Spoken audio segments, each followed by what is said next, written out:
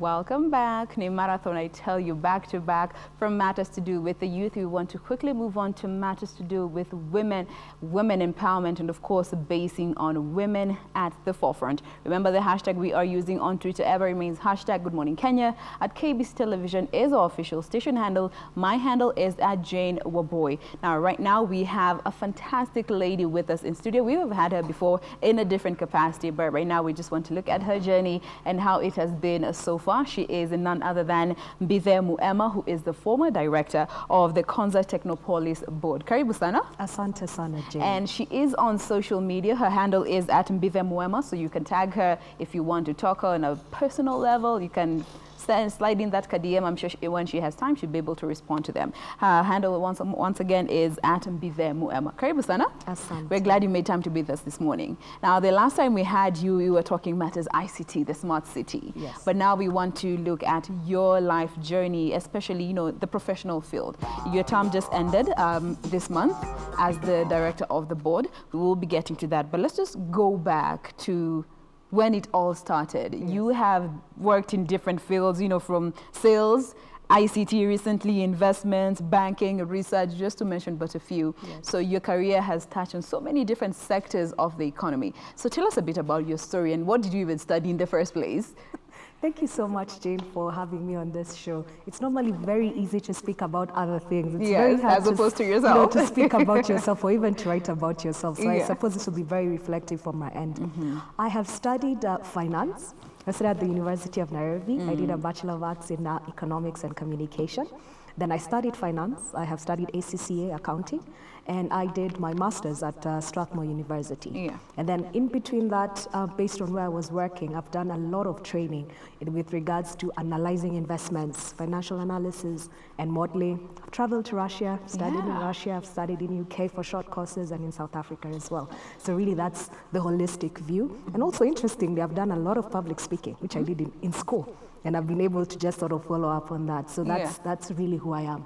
My focus has been on finance and on strategy and on finding a way of teaching people what I've been able to learn, either through writing or through speaking, to empower people to make better investment decisions. Yeah. Now, which would you say was which phase or which stage of your life in your career journey would you say that this was where you found profound joy and fulfillment while you were doing it?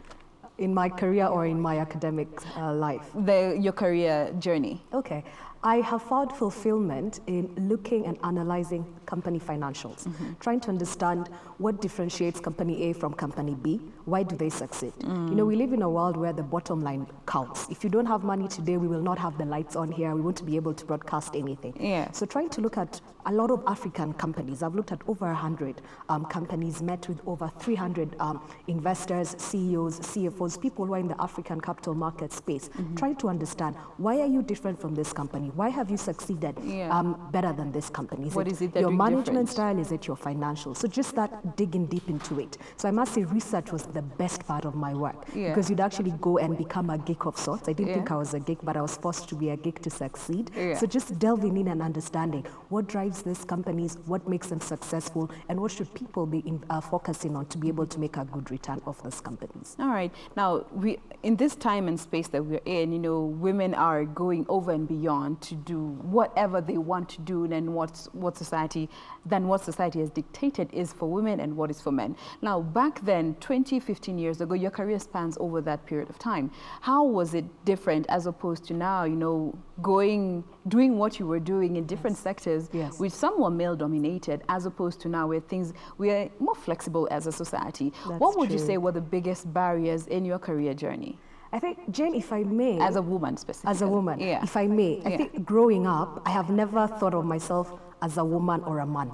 I've just thought of myself as a person in that space. So if we're in class, I'm a student. What do I need to do? I need to study to excel. If I am working, there are parameters that you need to meet, which are set out by your boss and yourself, that you need to meet. So my focus has always been, how do I add value and how do I surpass these goals that have been articulated for me and have also set for myself? So honestly, at the beginning of my career, I never had to think, am I a woman? Am I getting into this space? Or what's happening and how do I set myself apart? I only started realizing I am a woman slightly much later, maybe 5 or so years ago, because then you start getting into spaces with senior people of society, whether in the corporate world or in the government world or in the NGO field, and all of a sudden you realize people give you a different sense of being. So that's when I'm a woman. They already have a preconceived opinion about you? So at the beginning, it never occurred to me that first I'm a woman in Africa. So I must say maybe I was lucky because of the spaces that I worked in. Then later on, that's when I started to realize, oh my goodness, I am a woman. I am a young woman.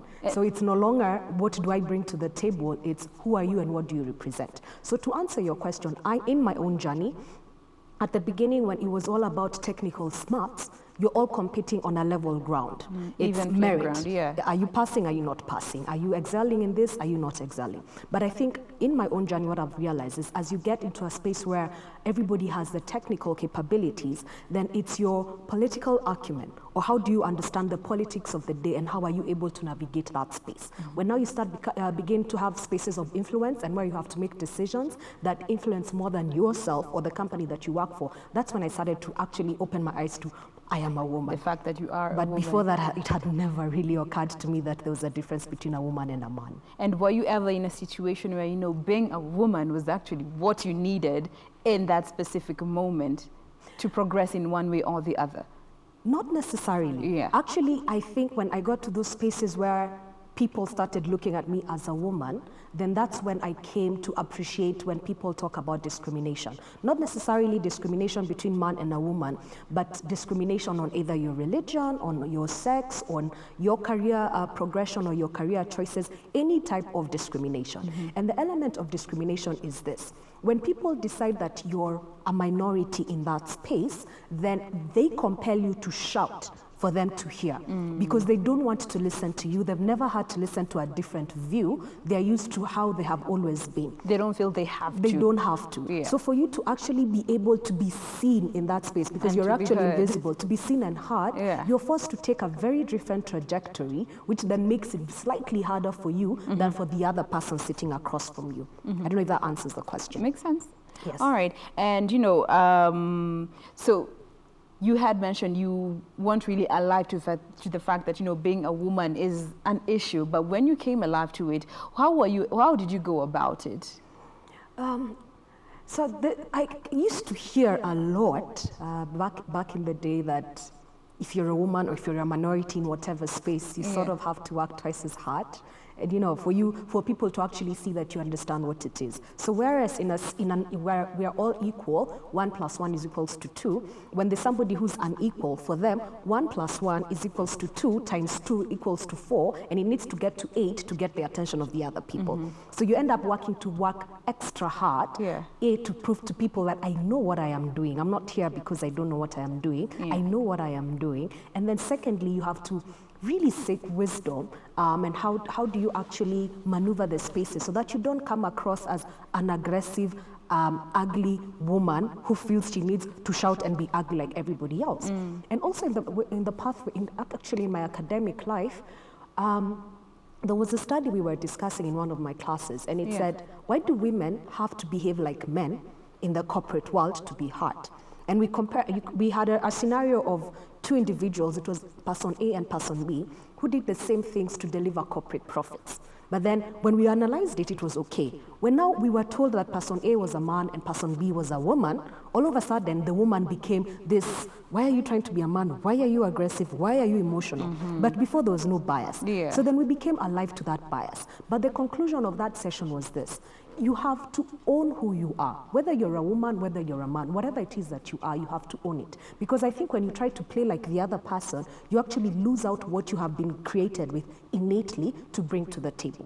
So if you choose to be a man, and that's what used to be preached maybe a while back, behave like the man, because they can't hear you. Think about Margaret Thatcher. She had to be trained to speak like a man. She had to wear blue clothes, like a woman, because but act like a they man. can't hear you, and it's understandable because maybe it sounds like chit chat and sounds like a lot of noise.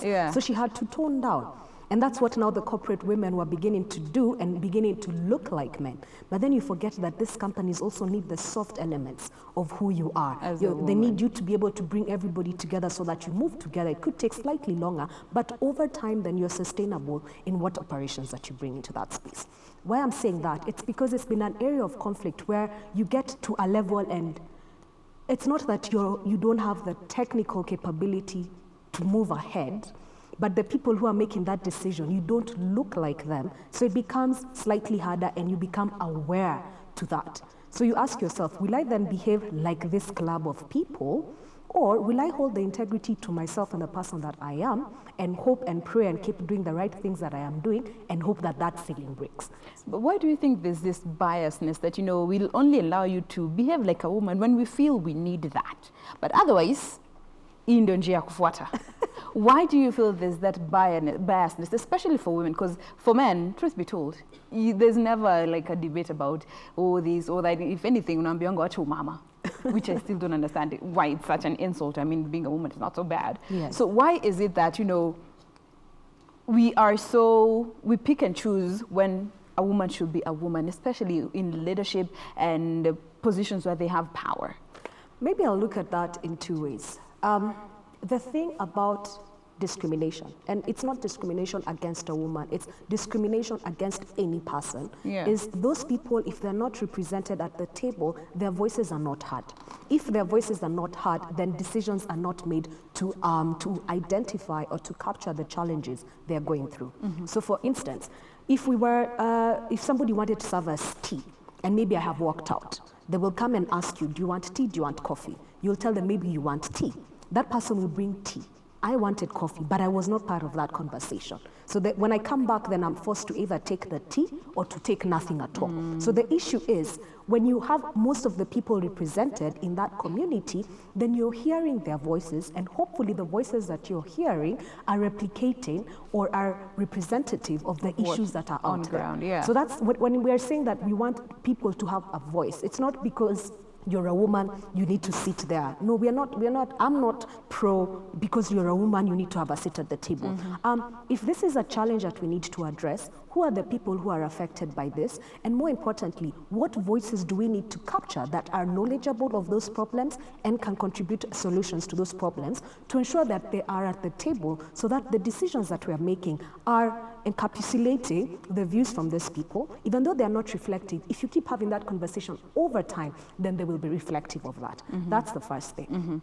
The second thing you've asked about, why do women feel the need to behave like a woman in one instance or like a man in another instance? Or rather, the people around you feel that, we'll only allow you to be a woman when we feel we need that, when we need you to go talk to somebody, convince them, that's when we'll need you as a woman, as opposed to respecting you in the capacity you are there in. Yes.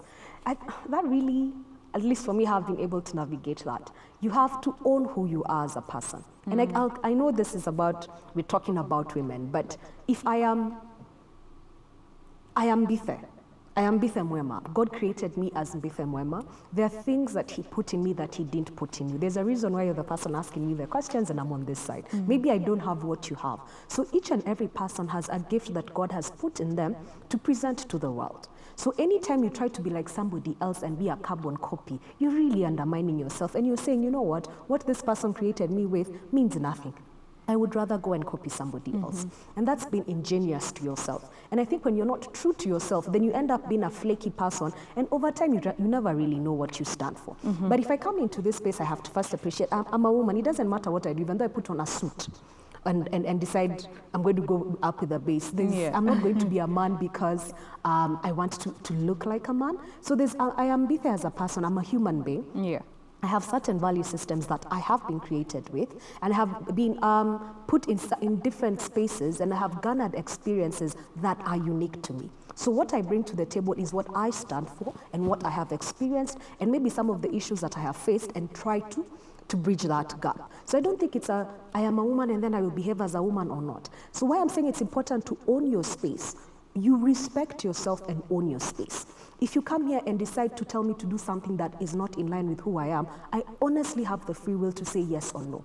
I don't have to let you decide, my goodness, the Canva has come out. Is okay. Decide, please, my Canva people. Hello, now we know I am a Canva as well.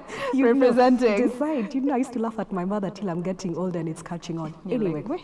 It's catching on, as I was saying. You have to decide for yourself what you will take and what you will not take. Yeah, do not compromise on don't compromise the benefit of somebody else. Don't compromise on the benefit of somebody else. Yeah. But even as I was coming here, I listened to the conversation you had earlier, and there was an element of foundation. Who are you? What do you stand for? So Knowing that even self. when you're going to buy your shoes, if you're speaking as a woman, you'll probably go and see this shoe and you're like, no, that's not me. Will the person force you to buy it? Imagine they will not force you to buy it. So in the same space, if you get into a space and people decide you're a woman, this is how to behave, is that how you behave? No. Then why should you compromise how you behave because of the people who are there? You always have to remember that your life and your being and each and every single thing that you are, it's not controlled by the people around you. These people live and will die as you will do. But then there's somebody who has created you, and that's a person who has a sovereign authority over you. And your conscience needs to be, I think, aligned to that, or aligned to the fact that there's a higher being and there's a higher purpose to who you are, and you should not be undermined by the people around you. And even more importantly, these people, most of them are not even there for a long time in your life.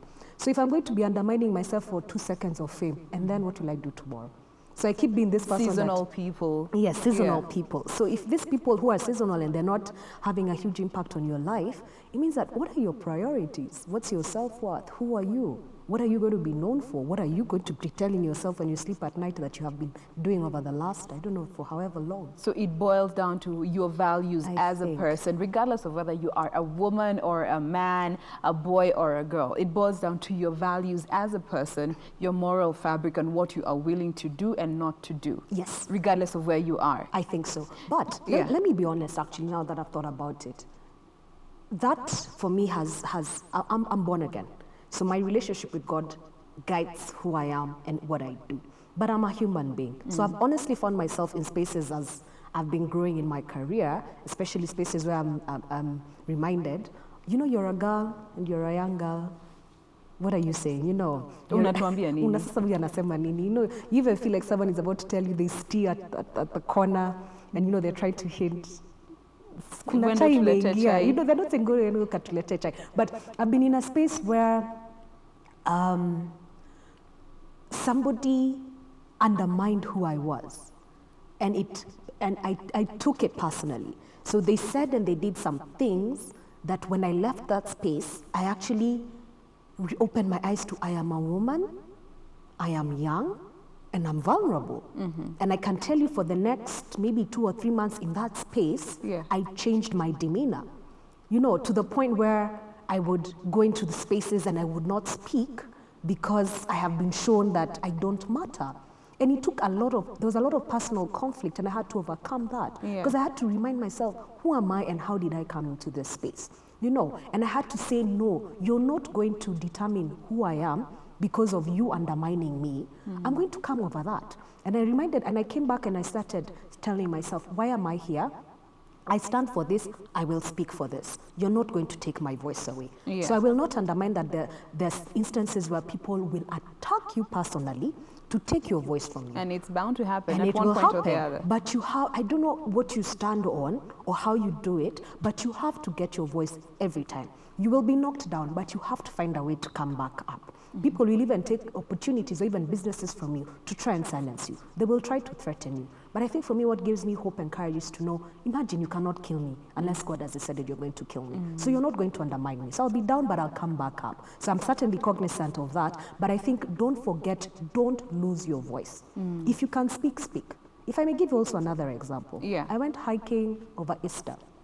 And we were, as with usual social events, there will be the men and there will be women. And it's a full, it's a full bus or whatever it is. And we go hiking, we finish, and then we come back and we come to this very nice place we had never been. It's a new place, wherever it was.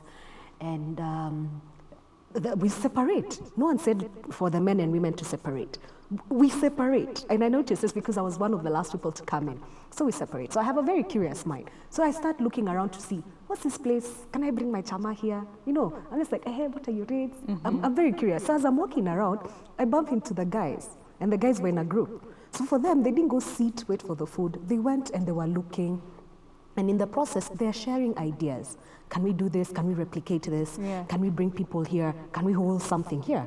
So I found it very interesting because when we finished now, we went back, and honestly, all the ladies were seated in a space. And I looked and I was like, this. At times when you say, watu wako na umama, this, I'm not saying walikuwa na umama, but it was interesting to see because I was very curious. You see, for me in my mind, I'm not thinking I am a man and a woman, I should sit or go. I'm curious, I want to know what's happening. Yeah. So I went to see what was happening. But I found all the ladies were seated. So when we left, they didn't know what was happening beyond what we ate. But then these men had been in a space where they spoke. And I will reference this book one of my mentors told me to read, and I'm sure most of us have read, Lean In. And there's a thing it says, lean into the conversation. So if you hear a conversation ongoing, don't go stand by the side. Unless somebody tells you get out, go and lean in. Because you cannot ignore the fact that the world we live in today, the majority of resources are owned by the men. Yeah. You know, you can't ignore that capital is owned mostly by the men. The decisions are owned by the men because they hold the majority of the influential spaces. Positions, yeah. You know, they own the majority of the things that we are also aspiring to. And so the conversation with my mentor then was find a way before you even start bringing up your voice. Listen. What are they doing? Be part of the conversation. Be part of the conversation. Don't sit outside. And if you're going to be part of that conversation, learn. These are people who've been doing this for the longest. And they have their small little, not small, like they have their own way of doing things. So I'm not going to come and say, I am entitled to $100 million. There's somebody who has learned how to earn $100 million. How did they do it? Forget that I am a man or I'm a woman. How did I do it? I was even listening to Christine Lagarde, and she said, you know, grit your teeth and smile. If they undermine you, you know that's not who you are. They'll grit, smile, listen to what they're saying, but try and understand. So in this, if I go back to this example, as opposed to sitting there and waiting for the food to be served, if you saw a group of people going to find out and scout out the land, follow them. You will learn one thing or two. At least I learned one thing or two from that conversation, because their conversation was not, no, their convo was, you know, I have a shamba somewhere, we can do this. Kwanza, I've noticed there are no quad bikes here. Let me go talk to the owner, and then we see where they, you know, things like that. Opportunities. So my mind was just opening up, and I was just quickly switching on to that opportunity. Yeah. Maybe that's something worth considering. Tune into the conversation. Find a way to be part of that conversation. Now, there's this old adage, you know, that has been there, you know, that a woman is another woman's biggest enemy. And just a while back, we had this conversation. We talked about this same statement with, you know, the director of NYS, Ms. Matilda Sakwa, and she said there is some truth to this statement that, you know, sometimes women are other women's biggest enemies. And, you know, there's a special hell for women who don't help each other. Do you agree with this statement? I do. Yeah. My experience, I have been torn apart. The best bosses I've had have been male bosses. They've been empathetic, and they've been able to, you know, direct you, this is what needs to be done. And they've opened a door where if I'm stuck, I can come back and ask. When I worked, and actually two specific ladies I worked through, they took me through hell and back. Emotionally. On what grounds? Was it personal or professional? I don't know. Yeah. I don't know. And I think maybe it has a thing of the way our minds are wired. So I'll give you an example. So you will speak to this, she was based out of the country. I will speak to her, and you agree on the tasks for maybe the next month or the quarter. And you have that conversation at maybe 7 in the morning. And then this particular day, she called back at about 10. And she went on a rant. So I'm like, okay, first I haven't given you feedback. So I don't know what this rant is all about. She went on a rant. And you know what she said? She reminded me that this institution we work in is like the army. And so she's the head of the section, and I am nothing, and I need to understand my place and shut up and do as she says, and not ask and not question and not even be there. And she went on a rant for long. And of course, after that rant, I was like, what have I done? I mean, I had to get myself out of that space, like, okay, what was that? And it was a very hard period. And after that, I worked with another woman, and it was the same. She'd even call me up on Sundays, and she's like, I told you to be in the office at this time. Why are you not in the office? I'm like, it's Sunday, and I'm going to church. and she'd take me on a rant. Yeah. But then I have tried to understand, why would these people who are senior to me behave in that way? And I've also tried not to be that to people behind me. It's not easy, but this is my appreciation of that context of women can be bad to other women. I think when you're the minority, the truth, if you're trying to break that ceiling today, you cannot break that ceiling and go in as a woman. That's the truth, or at least that has been my truth. I cannot go there and sit daintily and hope things come my way. Isn't that a sad reality? Whether it's a sad reality or not, I think it's better to focus on, if it's a reality, how do you overcome this reality? Because I mean, reality is different. It could be a relative statement. So this is my understanding. If you're going to try and break that ceiling, the truth is a part of you will have to replicate the people who are already there. Otherwise, you will not be able to break it. So a part of you may end up having to be aggressive. And the truth, at least for me, it has been, it's like you're always fighting and proving yourself each and every day. To adapt and so adopt. it's a fight, it's a fight, it's a fight. So when you wake up, it's like, you know, it's like because you're trying to, I am here, I want to be here, don't kick me out, I deserve to be here. So that's at times what it feels like. And maybe that's what it feels like for any person who's a minority trying to break in. For us, when the Mau Mau wanted to get freedom back for the country, it wasn't easy like the way it was for the colonials. You know, the colonials walk around, they know they have the authority. But for the Mau Mau, you have to fight and fight and fight. Send spies. You know, send spies, like your reality is very different from the people who are already there. Why I say that is important, what happens is when you then get there, you forget that the season has changed and you continue in that way. So if you're a Mau Mau person and you continued fighting and fighting and fighting and fighting, you could have potentially missed the opportunity that we moved from fighting to economic diplomacy and economic development, and people started building businesses and acquiring wealth. So if you remained in the forest, you probably died a poor person. Out, And I honestly think what happens is because if you're a minority and you're fighting to get there, when the tide turns, because you're so conditioned to fighting, you don't realize. That's your reality. That's your reality. So then you imagine the people who are coming behind you are also going to be fighting you. So then your demeanor is fighting. Yeah. So I think there's an element of self-awareness of saying, okay, what space am I in? And if the tide has changed, what can I do for the next person? It requires a lot of compassion, a lot of empathy, and also a lot of love. So the whole aspect of adapting and adopting has to come into play. It has to come into with the play. different phases of life that you go through. I think. Not even for the different phases of life. Because if I break a ceiling, for example, if I had to beat down a door, maybe I was holding a sledgehammer. So imagine that we are going into this new house and it's closed and we don't know how to get in. So maybe I'm holding a hammer, a sledgehammer, and my attitude and my demeanor is Smash. Hulk it. You know, so, excuse me, it's come down. So you're behind me, right? If I turn to you with the same hammer, what am I going to do with you? It has nothing to do with you. You get, it's nothing personal. It's just because I'm holding a sledgehammer and my mind is for hammering things, I will hammer you away.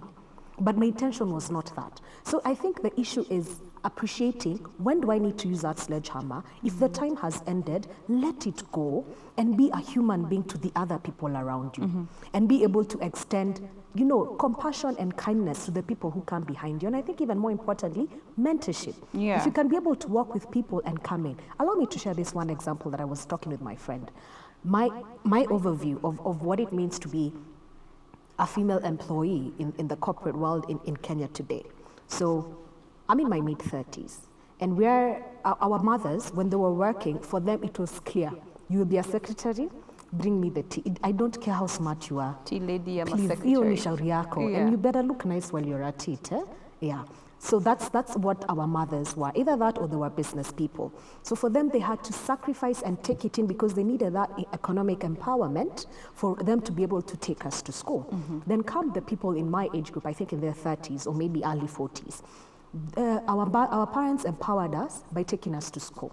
So that when we started on a slightly higher level. We had degrees or whatever academic accolades. We got better positions. So I discussed this, and the agreement between me and my friends was, we came to that space where how you saw your mom's work ethic was work hard, be quiet.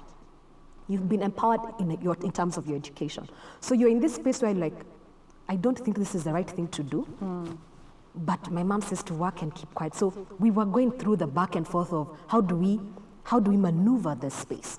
Then all the people who have come after us, at least people in their 20s, the ones I've interacted with, for them they're so empowered and they're like, I'm going to stand for this and whatever and whatever and whatever. So it's interesting because now the ones who've come behind us are actually benefiting, and there has been a cost that has been paid by people before us. them, yeah. But it took a lot of humility on my part because now I was treated badly by the women who are ahead of me.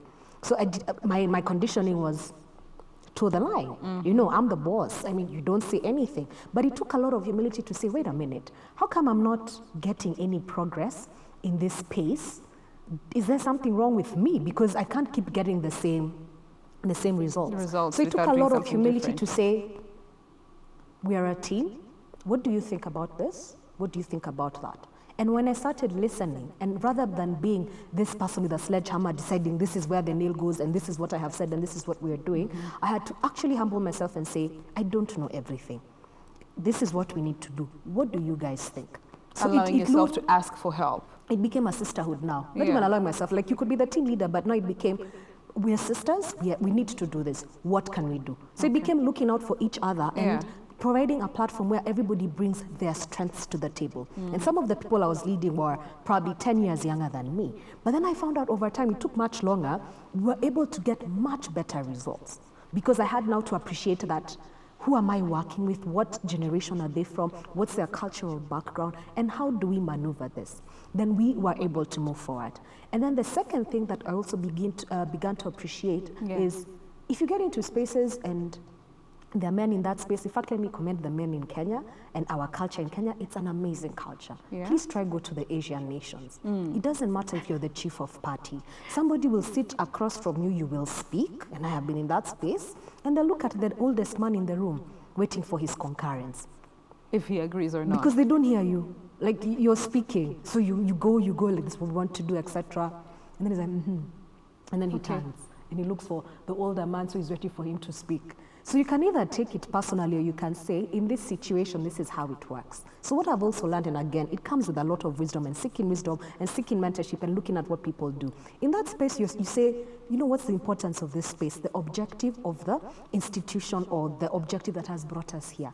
So we need to achieve X. So you humble yourself, you take a step back, you go to this person they keep looking at and you discuss, what can we do? What is the end goal? It's this. So that if you get an opportunity to speak, you will speak. If they undermine what you're saying, it's okay. When they refer to the other person, they speak. So it takes a lot of humility, it takes a lot of grace and a lot of wisdom to understand what situations am I in and how can I maneuver. And it's all about overcoming the challenges to achieve the end objective. Whether it's your own individual objective, whether it's a corporate goal that you're following, or whether it's a government goal. So I think it becomes the art of negotiation and learning when to step in and when to step out and how to be able to maneuver with the different people around you so that you can move ahead. If you have the mentality of I am a woman and I must, you could easily... You can only go so far. Yes. But it's not a long-term solution. I think. Now, when it comes to principles and values that guide you through your work life, your family life, and your relationships, what would you say are some of the principles and values that you have held strong and you can attest the fact that they have contributed to your success? Regardless, yes, you are a woman, but, you know, basing on these values, this held you down properly. Hard work. Hard work. Hard work. Yeah. I don't want to say because we are women that you have to work slightly harder, but there's a lot of hard work. Yeah. A lot of hard work. If you're going to be the minority, you have to be the expert in something to be able to break that ceiling. It's either that or you have to learn how to play the political game. I don't know if I'm the best at that. I'm still learning.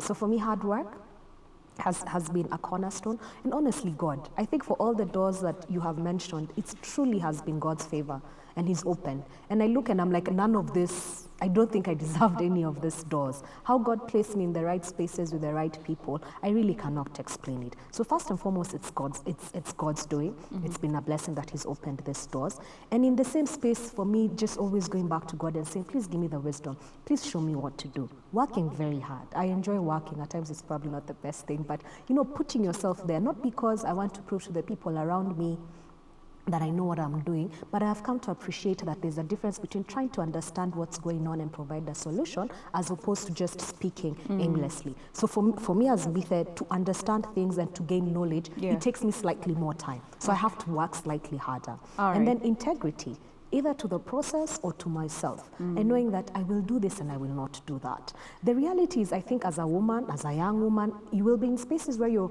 objective is maybe for you, you're going to interview somebody, and they say, for me to interview you, I have a space outside my room, we could probably go sit and have coffee, and they compromise you. And you know, that's not what you stand for. And at least for me, it's been very clear. I'm like, I'm not going to have intimate relationships in the spaces that I work, and I've prayed to God, please cover me from this. So it's not been a space where I want to be challenged or compromised in that, because I'm like, I do not want to be known for that lady who was brought to this space by so and so. But the truth is, maybe actually the perceptions that I have gotten have been attacked, and in so many instances, people have misconstrued who I am.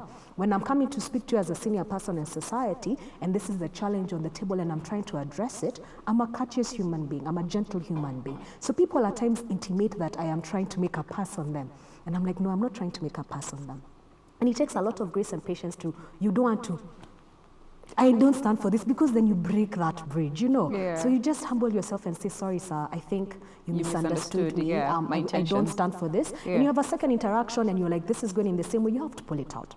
I even had one of my mentors say, she stopped doing dinners with clients, because my industry involves a lot of face-to-face. You're doing breakfast, you're doing lunch, you're doing dinners, you're doing drinks, and people misconstrue. So earlier on in my career, I just decided, unless it's a group event that we are doing, I won't meet people in the evening.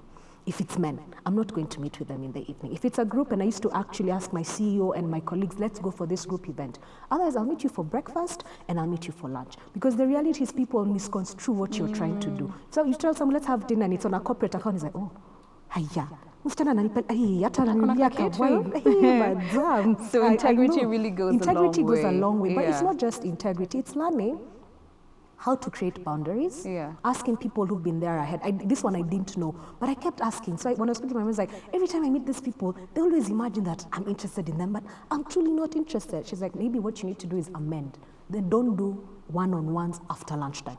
So that, you know, somebody's not thinking it's in the night, she wants something. So you do morning and lunchtime. And that really stopped, it really decreased the number of sort of impulses that I was getting or interactions that were outside of my control that I was getting. There's one thing that I wanted to say, which I have forgotten. You will remember. Okay. But as we bring the conversation to a close, when it comes to the whole aspect of sacrifices and what you can make and what you cannot make, in an effort to grow in your professional career, or even in your relationships, or the different spheres of life that you go through, when it comes to sacrifices, what would you advise our young, our youth and our young ladies out there as they go through life, and what to, the extent that one sacrifice will go as opposed to the other? Very briefly as we wind down. All right, I'll leave it at this. You see the pain that most women say, I have felt undermined, I have felt put down, I have been made to feel unworthy for whatever reason.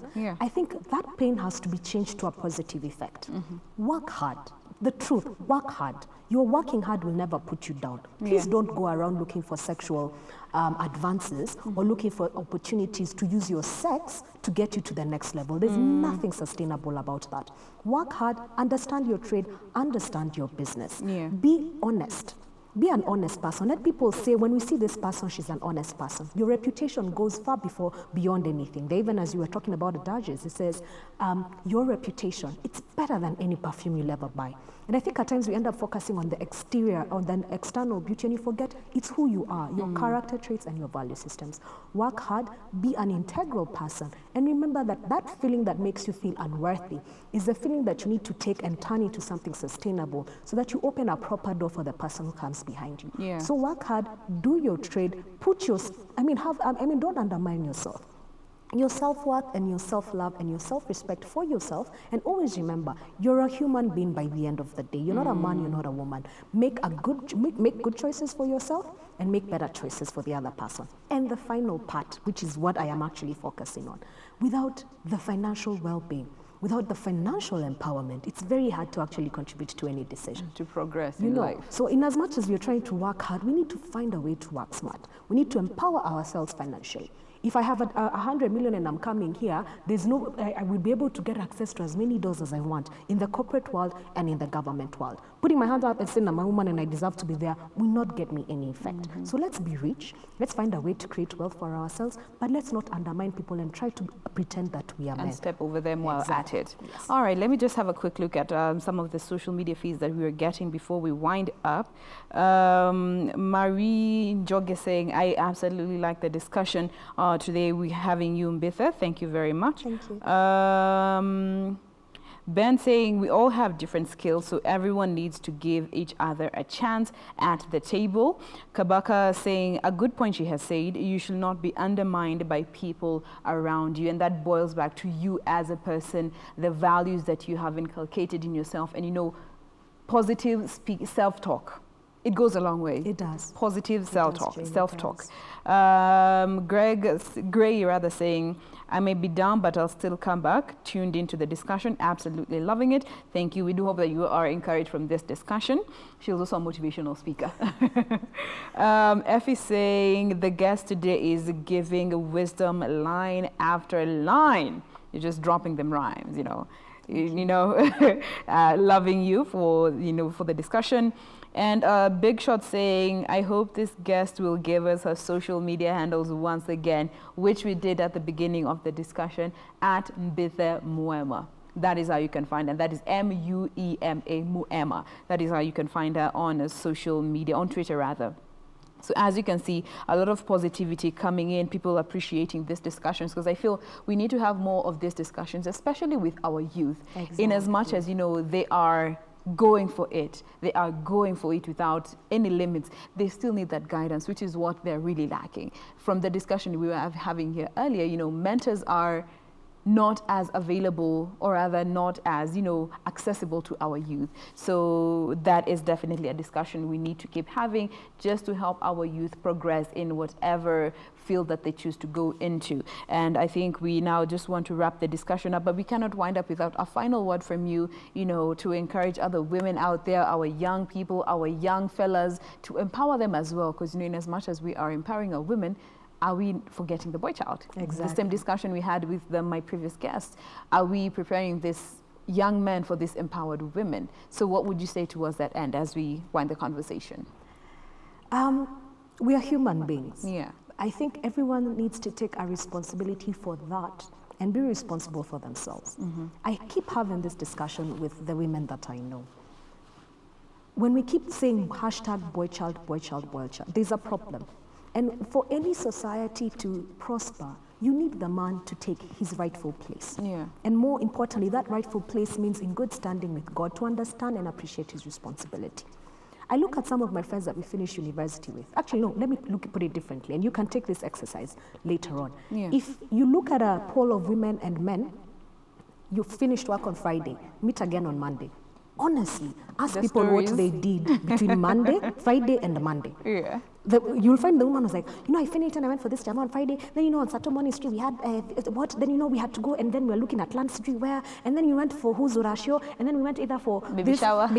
And then on Sunday, hey, you guys, we had to go to Church Street, we were taught what really, and then I met these chicks for lunch because, I was struggling at work. So it's a lot of chit chat, but then it's tiring. Honestly, the majority of guys, you guy, my guy.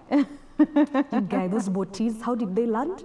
So this guy has had a hangover on Friday, had a hangover on Saturday, had a hangover on Sunday. And it's Monday. It's spilling over on Monday. Truthfully, 10 years from now, when this boy child is saying that there are more opportunities for women, 10 years from now, if I'm interviewing the both of you, what am I getting from you mentally? Because it's what you bring mentally to the table that opens that door. Yeah. So this guy who's been, you guys, my Jobo sucks, has not gone to any class. He's just been hanging out with his boys. Maybe what he's learned is how to graduate from a 12-year to a 15-year to a 22-year. And I'm not undermining, and I'm not saying that's the majority of men. I'm just giving an example. Yeah. But that woman, you'll find she went for a short course here, she went for another long course there, she went. So when I'm employing you and that door opens, in as much as you're shouting, who am I going to give it to? So I think there's an element of responsibility. And the man needs to rise up and take this responsibility. Who am I? What do I stand for? What do I do with my time, and how am I building myself? So that when you sit across this empowered woman, you're able to tell her, Madam, this is who I am. Whether I'm making the same amount of money with you or not, I have a plan for myself, and this is what I want to contribute to my country. And do you mind bringing coming and something to the following me and table. helping me because I've seen you successful? But when somebody comes and like, see, guy, you pay rent and DSTV on your way in, you're like, okay, so what are we doing? So that's the thing. So we Okay. have to find a way. For me, it's important to be able to put God first. We also have to remember this country that we are born in and how do we build it. We cannot just build it with the women alone, because I Yeah. think the government has done its part in terms of opening opportunities for people to actually tap into them. Yeah. So the same way we are saying women are leaning in, men need to lean in slightly more. They need to go and take their rightful place, lean in and show us what is it that we are doing, where are we going. In as much as women like to say we're full of chit chat, and I noticed when you are in a bunch of women and men, a man who knows his place, he'll say one word, this is where we are going, and we move. A woman still needs 59 days to convince the two of you to move. So imagine if men knew what they're about and what they're supposed to do, Yeah. it would be much better. Okay. So put God first. Let's all try and do the right thing. Let's not necessarily emulate from the people who look successful today. If you succeed from the wrong things, I tell you, one day you will fall. And if you look for the stories, you will find them. Without notice, without warning. Build something sustainable for yourself and, more importantly, for the future generations. For the that are to come. generations that will come after you. Build something that will outlive you and will benefit your children and your children's children. Build it on integrity, hard work, and of course, trusting in God, just as she has said. Well, we have been talking about women at the forefront, bringing change in whatever little or big capacity that they are able to. And with us today, she is Mbithe Muema. She is the former director of the Konza Technopolis Board. Thank you so much for coming through and just sharing your wisdom with us. We Thank do you, hope Jay. that somebody out there has learned a thing or two and you are better empowered, better informed to just do something more as opposed to what you are doing as of now. So we have come to the end of today's program, but thank you so much for being part of Good Morning Kenya. We absolutely appreciate you to, choosing to spend with us your morning and interacting with us as well on social media. Be sure to join us again tomorrow right here from 6 a.m. all through to tomorrow is Wednesday, so we'll be going up to around 9:30. We'll be glad to have you, so be sure to tune in for nothing but the best of breakfast shows. My name is Jane Wamboy. News Check is coming up in not too long, so do enjoy the rest of your viewing and God bless.